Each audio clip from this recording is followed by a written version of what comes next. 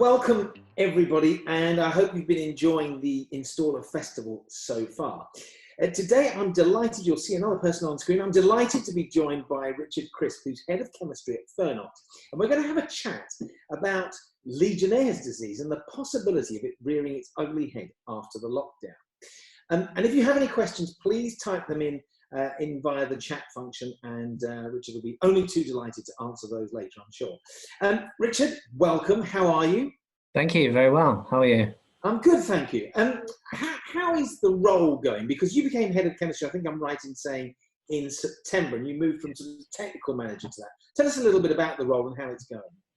Yes, very well. Thanks. Thanks for asking. So I've been involved with the technical side of Fernox, new product development from the chemistry perspective. Obviously, we do filters and other physical devices as well.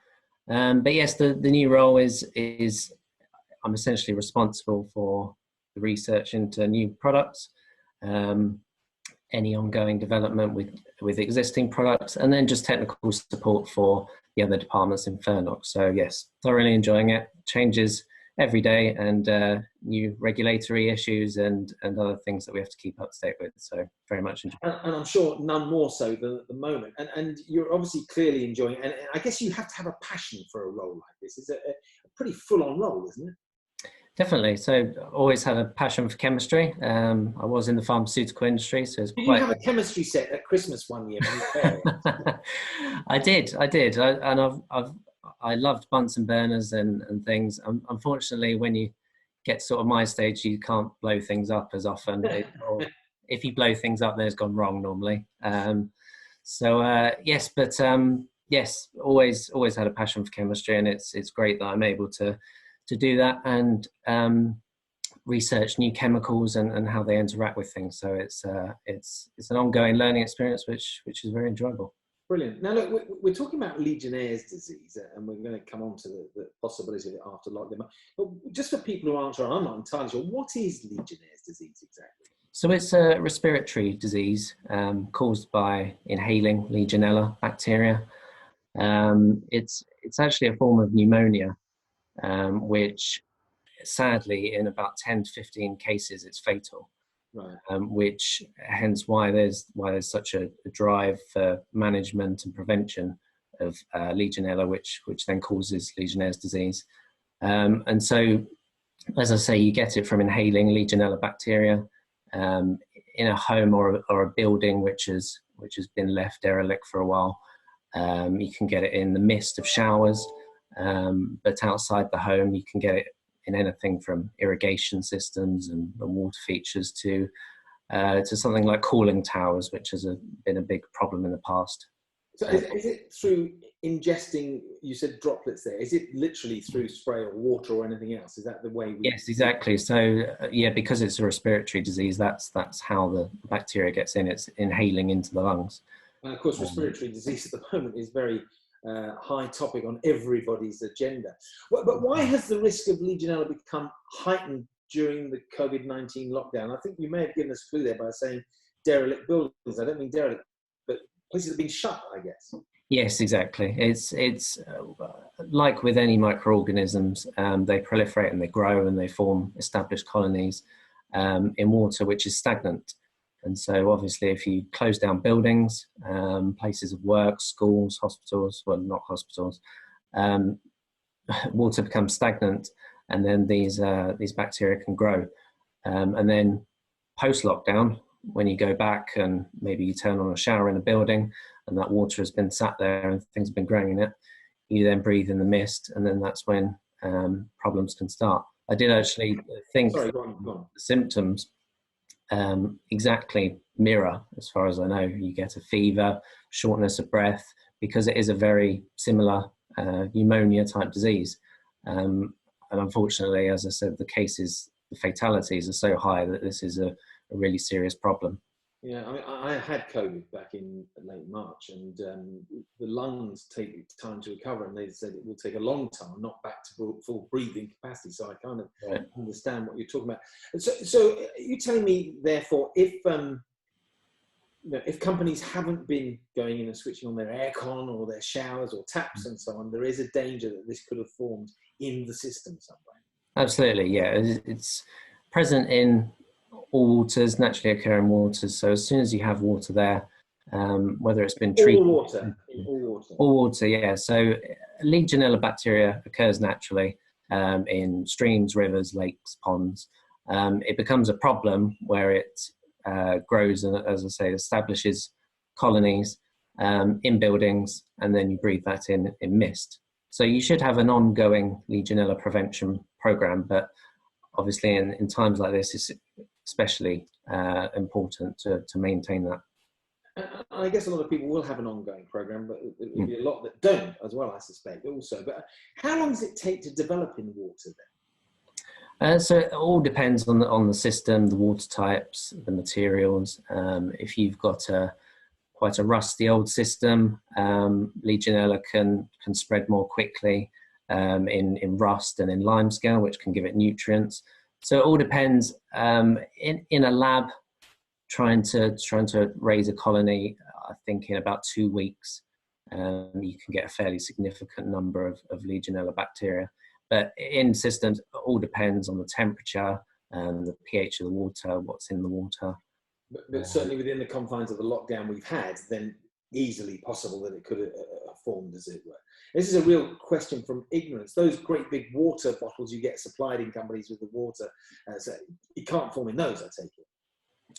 Yeah, it all depends how it's been treated and how effectively. But as you'll see on various products just for cleaning kitchens and things, you can never completely eradicate everything. So over time, and as I've said, other conditions, other factors, things like temperature, if you've got something stored in a house which is a reasonable temperature, 30 or 20 to 30 degrees, that's a fairly good temperature for things to start growing. So even water which has been previously disinfected, if you leave it for long enough, it will start growing things again. Okay, so look, that's the kind of the doom and the gloom side of things. Let's look at the positive side. What chemicals control Legionella disease? What can we use to help ourselves here? So there's lots of different chemicals. Some of the guidance documents like HSG 274 list them, which is very useful. Let's just repeat that for everybody in case they want to make an HSG 274. Yeah. So that's maybe we'll go into it a bit later, some of the legislation behind it, but that is a very useful guidance document, or it's in 3 parts actually, which actually lists chemicals you can use. But just to give a bit of an overview, you can use chlorine type treatments. That's probably the most base traditional method. You can use chlorine dioxide, you can use hydrogen peroxide, bromine type solutions, you can use more ammonium type biocides. Fernox does chlorination and hydrogen peroxide, but there are others available. How very kind of you to put that out there. Other brands are available. Let's talk specifically about LP Sterox and Sterox tablets. What are the differences between them? So Sterox tablets are the more traditional chlorination disinfection that I mentioned. So you'll know from mains water and tap water that sometimes smells of chlorine. That's a long established way of disinfecting water. Right. So the Sterox tablets you dissolve them in the water and they release free chlorine, which will then go around and disinfect the system and kill bacteria. LP Sterox is more possibly a modern method of disinfecting water, and that's silver stabilized hydrogen peroxide. So hydrogen peroxide is very good at disinfecting. It's not the most stable compound in the world, which is why there's the silver in there to stabilize it. And so with that one, it's not a tablet, it's just a liquid solution. You pour it in, and then over time, when it's disinfected, it will break down to water and oxygen. So how would, I'm a normal person on the street, I consider myself relatively normal. How would I decide between the two? What would be the factor that would make me choose one over the other? So there's a couple of reasons. If you know what you're doing with chlorination and you've always been happy with it, it's often more cost-effective chlorination. You might favour the chlorination tablets, but you just need to be aware that you need to flush out the water, because otherwise, one, the chloride level will be too high. Say you're using it on a drinking water system, you wouldn't want to leave that in there. And also it can give a taste and an odour to the water, so you need to flush it out thoroughly. With something more like the hydrogen peroxide, which is perhaps less cost effective than the chlorination, you pour it in, try not to use the system for 24 hours, and then it will break down into water and oxygen. So it's, as I say, maybe less cost effective, but actually it's less time on site. So it's different ways of application, really. I guess anyone who's got any questions aside from today and on the chat function can contact you guys and to get advice and so on. And be able Absolutely, yeah, anytime. How do you treat a system with LP Sterox? So as I say, it depends on the system, what you're treating, but you need some way of getting it into the system. So difficult. I mean, really, I suppose the question I'm really trying to, is it difficult? And I guess access to the system is probably the most difficult part, is it? Yeah, exactly. It depends how sealed it is, if there's a vent, if there's a dosing pot, any way you can get it into the water. And then it's fairly straightforward from there. You test to check that the hydrogen peroxide is at the level it needs to be, so 100 ppm. And then you effectively leave it for 24 hours. So the main thing is not to do it just before your system is about to be used. Okay. You try to not use it as much as possible, so to give it the time at that concentration to disinfect the system. Right, so is that quite critical, that sort of 24-hour window of just leaving it to do what it needs to do, so to speak? Yeah, exactly. If you dose it into the system and then start opening taps and running baths and doing whatever else, then obviously the concentration will be diluted and it will be less effective. You mentioned running baths and everything. Is there a limit to where you can use LP Sterox, or where can you use it? Well, so silver stabilized hydrogen peroxide is used in all sorts of applications, everything from agriculture through irrigation systems and feed waters and various other things. For LP Sterox for Fernox, we tend just to focus on what is known in the BPR, the Biocidal Product Regulations, as PT2, which is things like spas, jacuzzis, pools, and also cold and hot water storage systems. That's going more into product type 5. But straddling those two is for any cold and water systems, storage systems, and as I say, spas and pools and jacuzzis in the home. Anything beyond the water meter you can use for drinking water as well. But we do have an ongoing registration with ECHA, the European Chemicals Agency, to potentially expand that application further. But who knows with Brexit whether we'll stay part of that legislation. You know what? We almost got through a conversation without mentioning the B word, but you did it. I can't believe it. Brilliant. I think most people have forgotten about it with. I know. Well, until now. Thanks for that. I'm just wondering, look, for anybody who wants more information, where can they get more information about Legionnaire's disease specifically and the correct procedure to prevent it? Sure. So the original document was the Approved Code of Practice L8, so ACOP L8. Which in 2013 that branched out, or it removed the technical guidance, and that formed the document we mentioned earlier, which is the HSG 274. Yeah. And so for technical guidance, that's a great place to start. It lists out the chemicals, it lists out what you need to do, the sorts of risk assessments you need to do,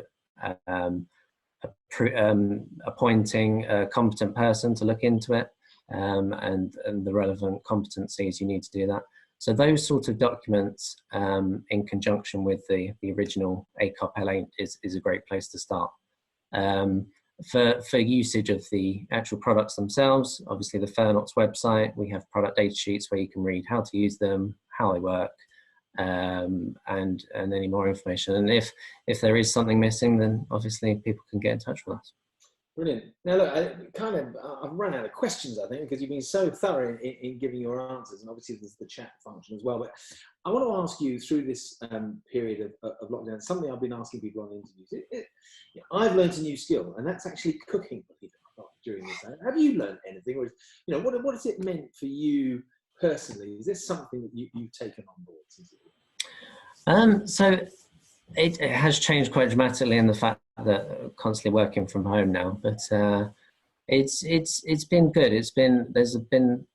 We've had time to go through over all the systems and do a complete refresh and update anything which was maybe on the back burner. It's been great just to get everything up to date.